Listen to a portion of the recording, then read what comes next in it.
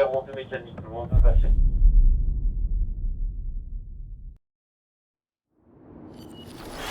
Salut, c'est Vivian Brucher, je suis guide de haute montagne et skieur de pentraide à Chamonix. Ce matin, je suis avec Tom qui va prendre le son, qui va m'accompagner pour suivre toute l'équipe des pisteurs du Brévent sur un PIDA. On va accompagner Fabien et qui va nous présenter un peu tout son travail, ses contraintes, toutes les choses qu'il doit mettre en place pour assurer la sécurité de ses équipes et surtout pouvoir ouvrir les remontées mécaniques et que les clients soient en sécurité dès qu'ils arrivent sur piste.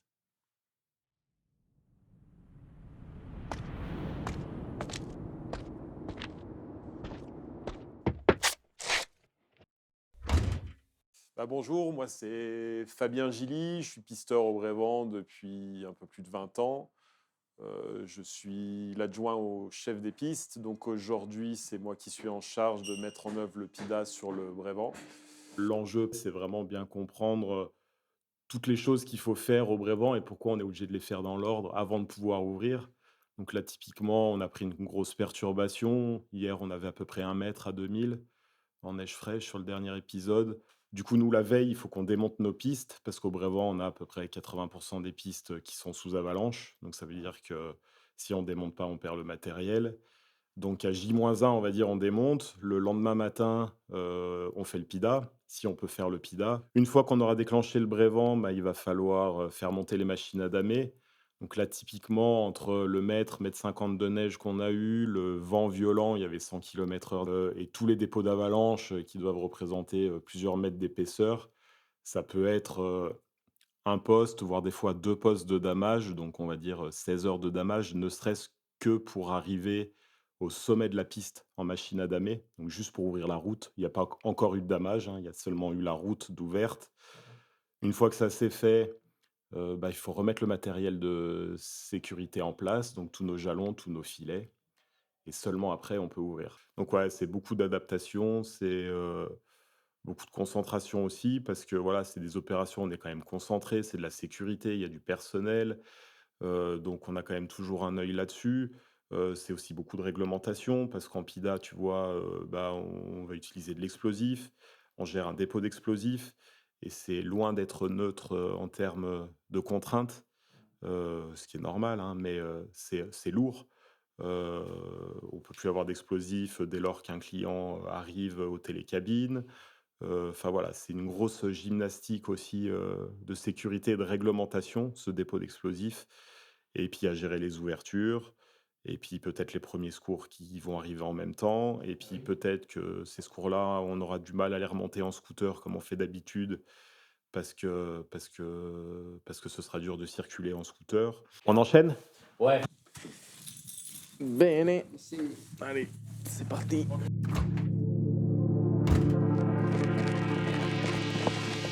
Je crois qu'on est tous là, si tu veux appeler Louis et Clem. Donc là, il y a le conducteur du télécabine qui va nous monter. Et il y a l'équipe de 10 pisteurs du jour qui va travailler. Donc là, tu vois, ce matin, on a une télécommande en bas aux télécabines. On a mis en route le panneau, là, il y a un flash Ah oui, en bas des noms. pour qu'il y ait une information PIDA en cours, si toutefois il y a des gens qui voulaient monter Très en bien. pot de phoque. Du coup, là, le projet, avant qu'on arrive, quand on arrive, donc il y a Mathéo qui va aller au dépôt, Très bien. récupérer ce qu'il nous faut pour ce matin. Moi qui vais faire le briefing aux équipes. Ouais. Avant d'attaquer dans le feu de l'action. On fait du PIDA de nuit et pareil, tu vois, Ouais. engager du personnel la nuit. Des fois dans le baquin, c'est encore différent de faire du PIDA le jour Ouais, c'est clair, sous tu un ciel m'étonnes. bleu. Salut Lulu, merci. Merci. Allez, briefing. Bon, bonjour à tous. Bon, contretemps du matin, c'est comme ça, c'est fait. BRA, on est en 4, toujours.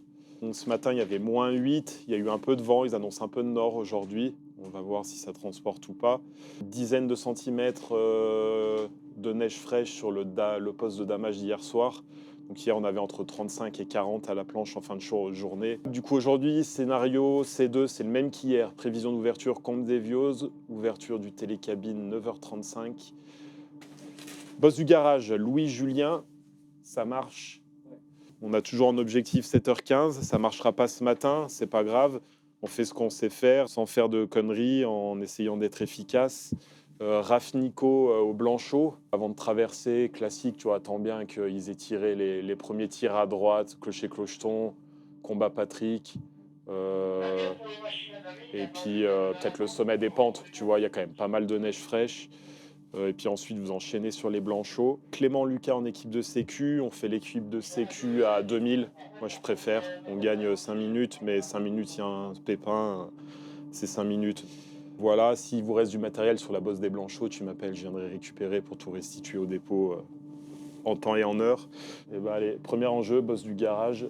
Plus vite c'est fini, au plus vite les RM passent et au plus vite on peut monter sur le cornu. All good. Bonne journée à tous.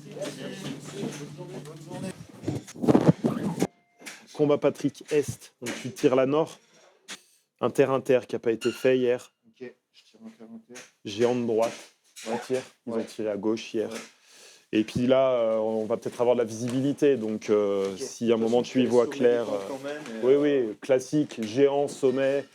S'il y a du gaz, tu lâches l'affaire, on ira dans la journée. S'il faut ramener de l'azote, ou on va prioriser notre ouverture et puis on gérera le reste après. Suivi PIDA, en fait, c'est qu'à chaque fois qu'on a une équipe d'artificiers qui fait du déclenchement sur le terrain, on a une équipe de sécurité qui est là, prête à intervenir s'ils ont un souci. D'accord ? En tout cas, en première intention. Parce que de toute façon, s'il y a un problème en cours de PIDA, on suspend le PIDA et on gère la sécurité des équipes en premier.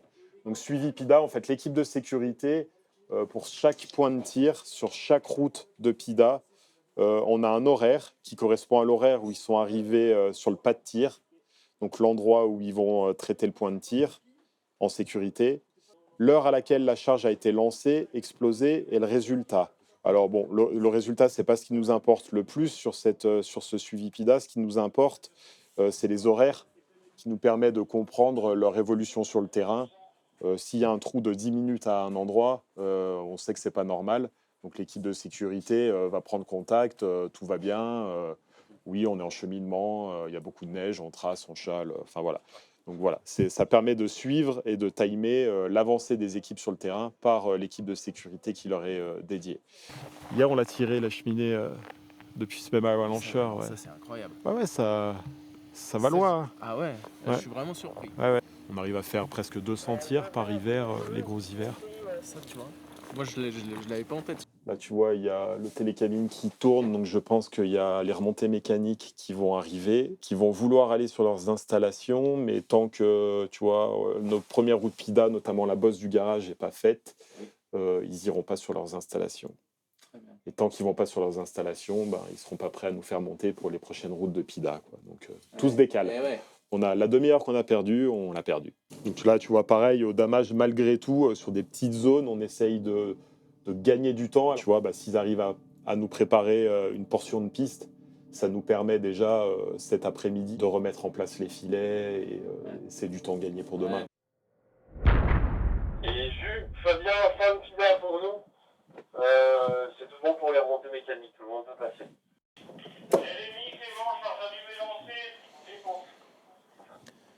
Ouais, Jean-Paul, fin de PIDA sur la bosse du garage.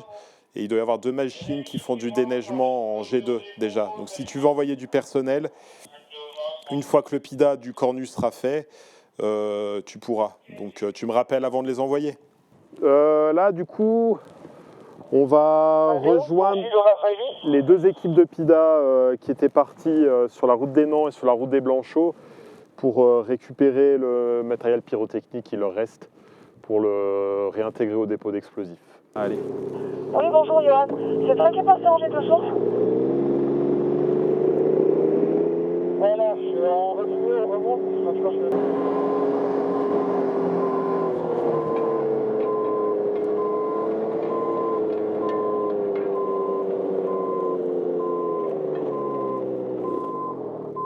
Ouverture 9h35, comme prévu, le télécabine. Potentiellement en plus, il y aura les Blanchots. D'accord. À voir avec Ludo. Ok. Ça marche. Il faut juste que tu penses à rappeler le PC à 9h.